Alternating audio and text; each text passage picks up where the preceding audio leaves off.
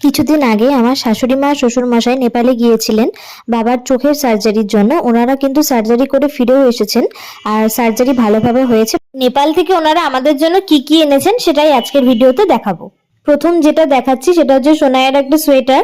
কি যে ভালো লাগছে আমার, এত সফট আর কালারটা কিন্তু খুব আমার পছন্দ হয়েছে। জানো তো, এই ভিডিওটাতে আমাকে আবার নতুন করে ভয়েস ওভার দিতে হয়েছে, কারণ বাইরে অনেক আওয়াজ হচ্ছিল, কিন্তু ভিডিওটা করার সময় আমি অতটা লক্ষ্য করিনি। পরে যখন শুনলাম তারপরে দেখলাম যে না, ভয়েস ওভারটা দিতেই হবে। এবার সেকেন্ড যেটা দেখাচ্ছি এটাও কিন্তু একটা জ্যাকেটের মতো, কিন্তু এটা অনেকটাই পাতলা, তবে হালকা শীতের জন্য ঠিক আছে।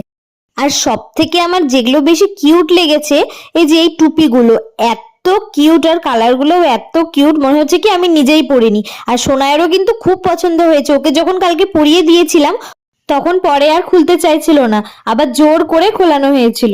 আর লাস্ট যেটা সোনায়ের দেখাচ্ছি সেটা একটা পিঙ্ক কালারের হাফ জ্যাকেট। এটাও ভালো লাগছে, কিন্তু এটা সোনায়ের মনে হচ্ছে অনেকটাই বড় হবে। আর এবার দেখো, আমার জন্য আমার পছন্দেরই কিন্তু একটা জিনিস এনেছিল, মানে সানগ্লাস। আমি যদিও নিতে না করছিলাম, কারণ অলরেডি আমার বাড়িতে অনেকগুলো সানগ্লাস আছে, কিন্তু মা এত করে বলছিল আর আমার যদিও পছন্দ হয়ে গিয়েছিল, সেই জন্য কিন্তু নিতে বলেছিলাম। তবে এটা পরে আমি না বুঝতেই পারছি না, জানো তো, যে আমাকে মানাচ্ছে কি মানাচ্ছে না।